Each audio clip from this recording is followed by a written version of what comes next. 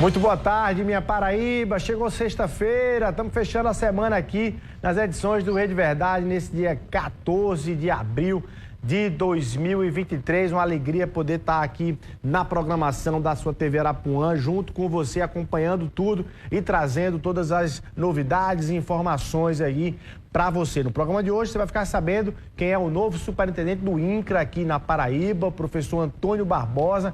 Tomou posse na manhã de hoje. Vamos saber como é que está o cenário dessa discussão da reforma agrária aqui na Paraíba, se tem ameaça aí de invasão, de ocupação do MST, como é que está essa discussão junto com o MST, junto com os proprietários rurais, para que todas as partes possam, enfim, chegar sempre a um acordo que seja benéfico para todos os lados e não apenas para um dos lados, tá? Mas vamos começar, antes do nosso bate-papo aqui, vamos começar com Brasília. Napoleão de Castro está querendo entrar aqui no Rede Verdade para poder fechar a pauta da semana lá em Brasília, no Congresso Nacional. Napoleão, muito boa tarde. Investimentos na questão hídrica em nosso estado e o benefício direto a mais de 10 cidades da Paraíba, a partir de Itaperoá. É uma ação que está acontecendo aqui em Brasília, que foi fruto, inclusive, do tema de uma audiência pública do deputado federal Romero Rodrigues com o ministro de Infraestrutura do nosso país. O tema central é a interligação do estado de Pernambuco a partir da adutora do Pajeú com o ramal que está sendo instalado para o estado da Paraíba. O deputado Romero Rodrigues conversou com a nossa reportagem e deu 10 detalhes sobre essa ação política e o encontro que pôde ter com o ministro. Falou já de um aporte direto do Ministério de 40 milhões para um total, pelo menos para essa fase de conclusão da primeira etapa, de 100 milhões. E tem a segunda etapa que estende o benefício à Paraíba e insere 11 municípios paraibanos que hoje enfrentam uma dificuldade muito grande de escassez de água, água para o consumo humano, água para os animais, água para a sobrevivência, quem tem sede tem pressa, entre os quais Teixeira, né, e mais essas 10 cidades, que é a adutora do Pajeú, uma derivação do eixo leste da transposição do São Francisco, que já beneficiou a Agreste e Pernambuco, e agora, nesse sonho dessa etapa posterior, também, naturalmente, me coloquei à disposição do ministro para ajudar com o aporte de recursos quando da destinação das nossas emendas. A gente ficou bastante interessado, porque eu acho que uma não pode ajudar a outra, o recurso do próprio Ministério, mas também precisa de aporte do Congresso Nacional na destinação de recursos. Eu acho que a gente vai conseguir. Estou otimista, estou esperançoso que a gente consiga, enfim, resolver esse sonho, porque a cidade de Teixeira hoje sofre com água, de fato, sob todos os aspectos. Fez inclusive uma mobilização agora recentemente. Nesta quinta-feira à tarde vai ter uma audiência pública também na cidade de Itaperoá, liderando outros vários municípios paraibanos e assim sucessivamente. Então é isso, é gritar por uma coisa chamada sede para alimentar principalmente a esperança do povo paraibano ali naquela questão, naquela região do sertão. Deputado Romero Rodrigues em entrevista à nossa equipe aqui na capital brasileira. Nesta sexta-feira de notícias, fechando a nossa semana e a nossa participação aqui direto da capital federal, do Congresso Nacional, Napoleão de Castro. Tá aí, Napoleão. Muito obrigado, Napoleão, sempre acompanhando o trabalho da bancada federal paraibana lá no Congresso, lá em Brasília, deputados federais e senadores. Quem trabalha aparece aqui no Rede Verdade. Quem não trabalha muito aí fica aí um pouco distante aqui do conteúdo do Rede Verdade, tá? Bom, de Brasília vamos para Campina Grande, onde o Tribunal de Justiça hoje pela manhã inaugurou a sede, o prédio onde vai funcionar o núcleo de justiça restaurativa do Tribunal de Justiça, que é um modelo de debate jurídico interessante, onde a justiça procura por vários métodos ali colocar as partes ali num processo de conciliação, de avanço ou de tratamento diferenciado entre, inclusive, agressor e vítima em alguns dos casos aí, tá? Então, esse é um projeto conduzido hoje pelo desembargador Oswaldo Trigueiro, que esteve comigo aqui segunda-feira no Frente a Frente, e aí tocado naturalmente pelo presidente do Tribunal de Justiça, o desembargador João Benedito. Nossa equipe esteve lá, acompanhou tudo em Campina Grande. O primeiro passo para a instauração da justiça restaurativa no judiciário do estado da Paraíba.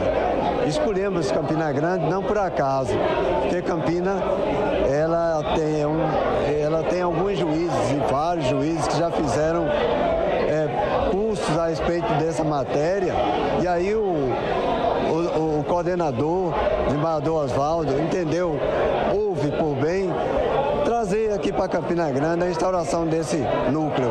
Esse núcleo que vai apresentar uma justiça de pacificação social no sentido de envolver comunidades, a comunidade ofendida, o ofensor e os ofendidos.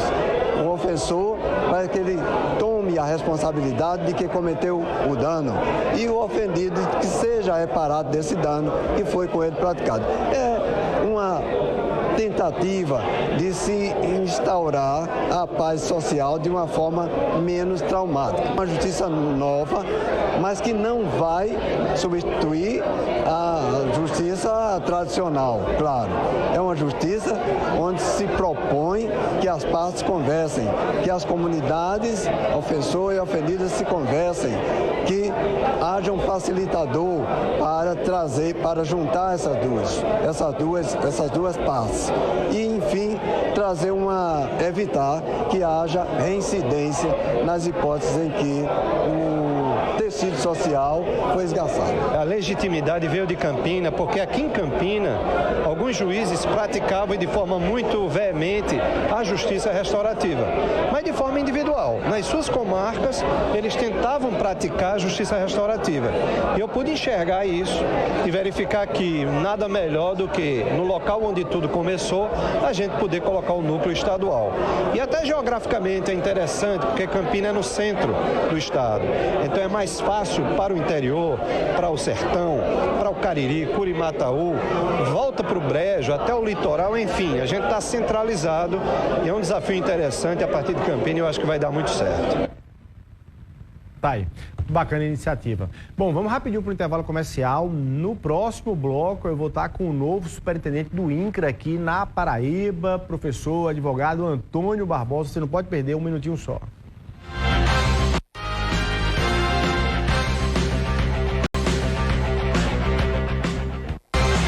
Ok, agora sim estamos de volta ao vivo aqui no Rede Verdade. Quem já está comigo aqui é o professor, advogado, presidente do PT aqui em João Pessoa. Estou falando de Antônio Barbosa, o novo superintendente do INCRA na Paraíba. Ele tomou posse na manhã de hoje, mais um cargo federal aqui no estado, confirmado aí pelo governo Lula. Professor, muito boa tarde.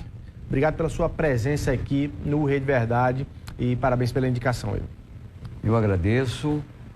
Acredito que eu recebi mensagem de amigos dizendo: Barbosa, a Paraíba amanhece feliz, né, com a sua nomeação para o INCRA, né, um espaço que tem uma certa complexidade, né, lidar com conflitos, mas eu já lido com conflito. É uma plataforma de litígio. Exatamente, né, e nós vamos... Você tem uma história na questão do debate agrário, porque você foi advogado de trabalhadores rurais, isso, ao mesmo tempo advogado de servidores do INCRA. Servidores federais. Dos servidores federais como um todo. Aí eu lhe pergunto, até como advogado dos trabalhadores rurais, os proprietários rurais devem estar assustados ainda mais com a sua presença na presidência do INCRA aqui na Paraíba? Acredito não. Por quê? De forma nenhuma. Porque eles sabem que nós vamos conduzir essa gestão com muito diálogo, né? Nós temos, saudando os seus telespectadores desse prestigioso programa, né?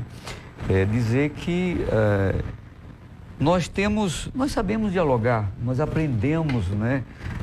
Nas questões agrárias, nas questões trabalhistas, na relação com Delegacia Regional do Trabalho, com o Tribunal do Trabalho, com o Ministério Público, nós enfrentamos muitos conflitos em parceria.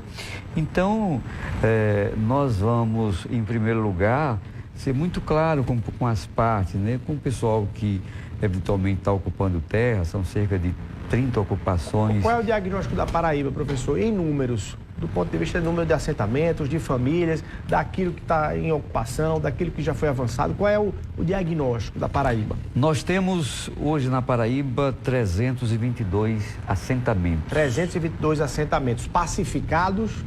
Pacificados, né? Devo dizer que 22 dessas demandas, dessas terras foram adquiridas pelo governo do estado, através do Interpa, notadamente do governo Buriti para cá. O governo Buriti teve essa sensibilidade de evitar alguns conflitos, fazendo uso do instrumental que o estado dispõe para comprar terras.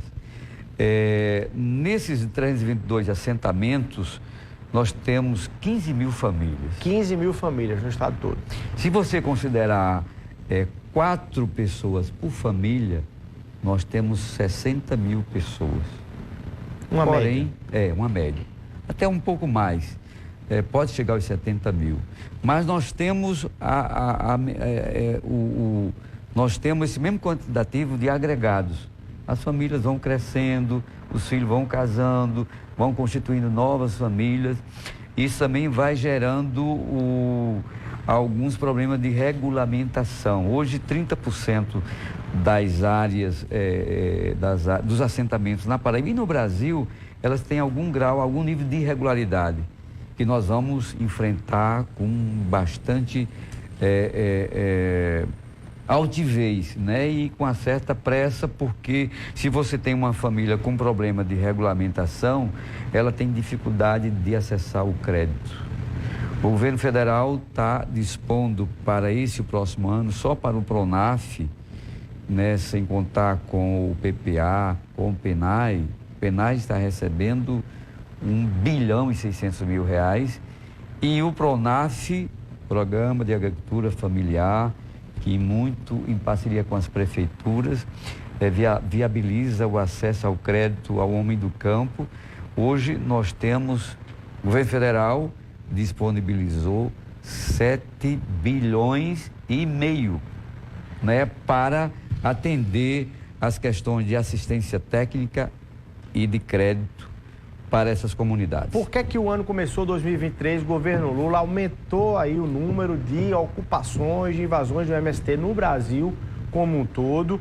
Inclusive estamos no Abril Vermelho, no tal Abril Vermelho, que é um período aí que o MST, enfim, coloca a sua pauta de forma mais contundente.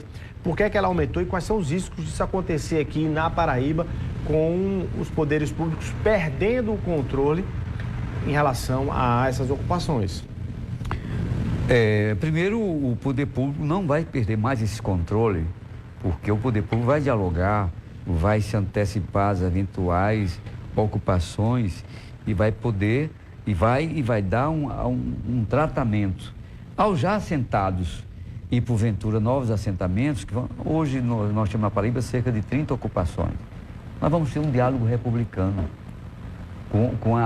com esses atores. Certo. Ainda ontem nós passamos... Tem 30 pontos críticos ali, então. Exatamente, né? Ontem mesmo nós recebemos um ponto crítico, que é uma ocupação que envolve 300 famílias, são 1.900 hectares, né? Aqui na fronteira de Pernambuco com a Paraíba, né? Nós dialogamos a manhã inteira, né? Tiramos encaminhamentos muito concretos, né? Na direção de... É um compromisso do presidente Lula resolver o quanto antes essa demanda da usina Maravilha, que é uma demanda que está Qual é parada. A região? É aqui no aqui Rio? Na terra do saudoso Manuel ex-prefeito, Pedra de Fogo, né? Ainda hoje a doutora Paula da usina Maravilha me liga, disse: doutora, nós estamos aqui na solenidade de posse.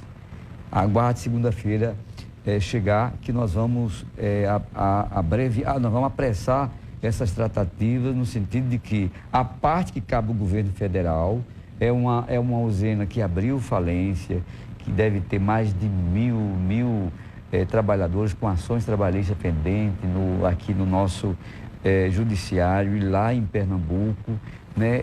Envolve uma certa complexidade, porque além dessa área já num estado avançado, né, de tratativas, né? Porém isso paralisou em 2019, quando o governo que deixou o país, ele, né, deixou o INCRA Nacional com muitos militares que não entendiam da reforma agrária. A primeira providência do tribunal do general Jesus... E eram frontalmente contra ao movimento, ao MST. Exatamente. Aí eu lhe pergunto, professor, dentro desse cenário em que parcela da população criminaliza o MST, e dentro do debate em que se tem ali, de fato, a necessidade de que as desigualdades sociais e econômicas nesse Brasil sejam avançadas, mas, por outro lado, você tem o direito à propriedade privada nesse conflito aí de interesses. Até que ponto o senhor faz uma leitura do MST que exagera? Qual é a parte do MST que exagera? Ou vocês olham hoje para o MST dizendo assim, não, todo perfeito na sua condução, ou ali tem uma parte de exagero, e também por parte dos proprietários rurais? Quais são os exageros de ambas as partes aí? O MST orienta e acompanha aquelas ocupações, reúne as pessoas que geralmente estão na beira da estrada, estão nas comunidades vulneráveis, na periferia da cidade, nas favelas, né? Muita gente, inclusive, que nas décadas passadas deixaram o campo para vir para a cidade e enfrentam toda sorte de dificuldade, de renda, de moradia, de saúde, de alimentação, etc. E esse pessoal geralmente ocupam propriedades improdutivas. A Constituição reza claramente, né, que a propriedade precisa cumprir a sua função social. O INCRA não desapropria terras sem um profundo estudo, né? O INCRA tem que considerar se a terra é improdutiva ou não, o grau de eficiência da terra, né? A capacidade produtiva daquele solo. O INCRA faz um estudo na topografia, a cartografia, todo um estudo técnico e científico que é feito para depois chegar um decreto de desapropriação por interesse público, né? Então, você me perguntava no início, né, a Paraíba pode respirar aliviada, né, se eventual espaço de terra for ocupado por um trabalho da Federação dos Trabalhadores na Agricultura, do MST, da CPT, que é um espaço vinculado à igreja, nós vamos dar o tratamento que merece. Vamos dialogar inicialmente, vamos receber toda e qualquer demanda, dialogar com as partes e procurar uma solução. Porque eu digo com propriedade, mais de uma vez, proprietários já chegaram a mim, quando eu era advogado, e diziam, Antônio Barbosa, eu não tenho mais condição de cuidar da minha propriedade. Meu pai faleceu, minha mãe faleceu, estou em João Pessoa, estou em Recife, eu estou querendo me desfazer e eu vim pedir para que você na relação que tem aí com os grupos que apoiam os trabalhadores, ocupa a minha propriedade. Só peço uma coisa, que proteja a integridade física do meu trabalhador, né? As armas que estão lá, vocês podem pegar, botar fogo. Não foi só uma vez que proprietários chegaram à Assembleia Legislativa, quando eu fazia assessoria ao deputado Luiz Couto, o Frei Anastácio, para oferecer a sua propriedade para efeito de compra pelo INCRA, porque não tinha mais interesse de permanecer com aquela terra. Primeiro porque a geração daquelas famílias não se preparou para cuidar daquela terra, não sabe lidar com solo, com propriedade, com a questão da agricultura, e que estava devendo ao Banco do Brasil, à Receita Federal, etc. Então vinham oferecer, né? Então o senhor vai ser porta aberta aí, tanto para os trabalhadores rurais, quanto para os proprietários rurais. Perfeitamente, nós vamos dialogar com todo mundo, né? Se a propriedade for produtiva, o laudo da vistoria, do exame, que é feito com muito rigor, por agrônomos, por técnicos responsáveis, olha, aquela propriedade, ela é produtiva, ela não é passível de reforma agrária. Essa questão vai ser considerada. Se o pessoal insistir numa eventual ocupação, nós temos os órgãos de controle, temos o Ministério Público Federal, o Ministério Público Estadual, né? Temos a Justiça, que na maioria dessas vezes tem sido parceira, né? No sentido da gente enfrentar essas demandas, né? Quando elas chegam até o INCRA. Professor, vou agora dar uma pausa aí no novo superintendente do INCRA na Paraíba para a gente falar um pouco de política aí na sua condição de presidente do PT aqui de João Pessoa. Já trouxe aqui alguns entrevistados do PT com interesses em ser candidato a prefeito da capital. Luciano Cartacho, deputado estadual, Cida Ramos, deputada estadual, entre outros nomes que já passaram também e revelaram esse interesse. Qual é a leitura do PT? O PT vai ou não ter candidato a prefeito em 2024, para começar aqui na capital? Eu estou entre aqueles que defendem que o PT deva ter candidatura própria, né? Porém que esse diálogo ele seja travado no próximo ano. Nós, tanto o governo de Estado, eu acredito, ainda está compondo o governo, quanto o presidente Lula. O momento da gente evoluir nesse debate é o ano que vem. É claro que isso não impede, né, a Paraíba, João Pessoa, que é o principal núcleo administrativo e político do Estado, né, e a Paraíba respira política. Nada impede que possamos ter esse diálogo fora do calendário oficial, porque não recebemos ainda as diretrizes do partido para fazer os debates sobre a tática eleitoral, se o partido tem candidatura, deve ter candidatura própria, se deva fazer aliança. Essas orientações não são consolidadas, mas a preço de hoje eu defendo que o PT tenha candidatura própria, porque os quadros que nós temos, Cida, Luciano, Estela, etc., são companheiros qualificados para disputar a Prefeitura do Estado. O senhor já não colocou o nome do ex-governador Ricardo Coutinho? Ele está, de fato, fora aí dessa lista de possibilidades? Eu defendo que o governador, depois de governar o Estado por 2 mandatos, de fazer 2 disputas recentes, né, para a Prefeitura e para o Senado, né, e sofrer 2 derrotas, ele merece um tempo para reflexão, para descanso, para cuidar da família. Eu não defendo de forma nenhuma o nome de Ricardo para a disputa que se avizinha. E quais seriam os critérios aí para, entre os nomes possíveis, o PT chegar a uma escolha? Aí eu vou aproveitar e fazer logo 2 perguntas. Quais seriam os critérios para essa escolha? E no final das contas, quem vai bater esse martelo? Quem tem mais força de bater esse martelo? É o diretório municipal, o diretório estadual? É Lula lá de Brasília com um telefonema? Como é isso? Não, é Lula com um telefonema. O PT tem 3 instâncias, né? Tem uma organização vertical, mas preza muito pela democracia interna. Então, esse diálogo vai se dar.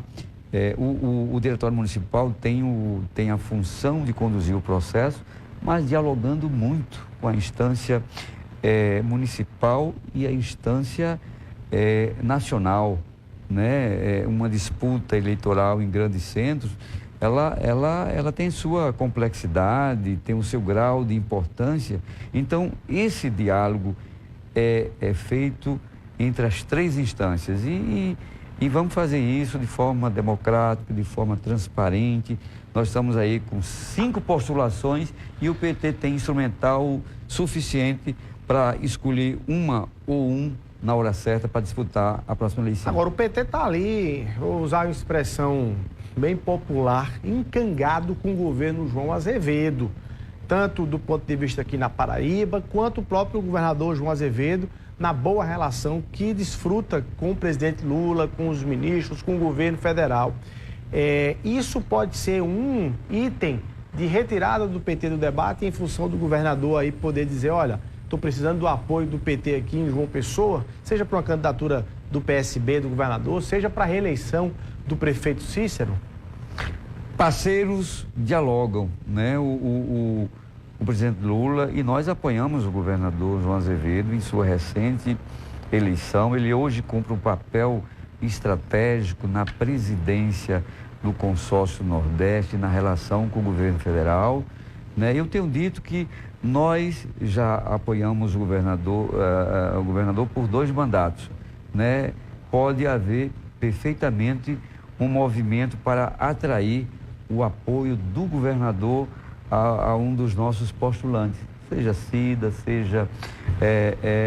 né? Se esse diálogo né, ele se der né, se houver argumentação, né, consistente para que o inverso aconteça, né, nós vamos enfrentar isso com tranquilidade. Agora, eu estou pugnando... E Lula seria importante nessa ponte. Não tenha dúvida. Um pedido de Lula ao governador para um apoio do PT ou o contrário, tem força? Tem força, mas não tenha dúvida disso. O prefeito Cícero Lucena foi eleito democraticamente, né? Nós estamos em campos opostos, nós respeitamos e enfrentamos as nossas diferenças e divergências com respeito e com firmeza, mas eu particularmente tenho uma avaliação que o governo municipal, a gestão não está agradando a maioria da população.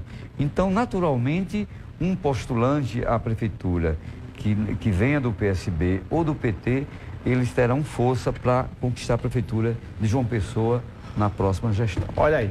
Antônio Barbosa, novo superintendente do INCRA na Paraíba, muito obrigado pela sua presença aqui no Rede Verdade. Boa sorte aí na caminhada nessa nova missão. Obrigado. Muito obrigado e vamos estar sempre à disposição para dialogar sobre o fortalecimento da agricultura familiar na Paraíba. Obrigado, professor. Bom, é isso. A gente vai ficando por aqui. É você o nosso abraço. Muito obrigado pelo carinho da sua audiência. Um ótimo final de semana. Até segunda-feira, se Deus quiser.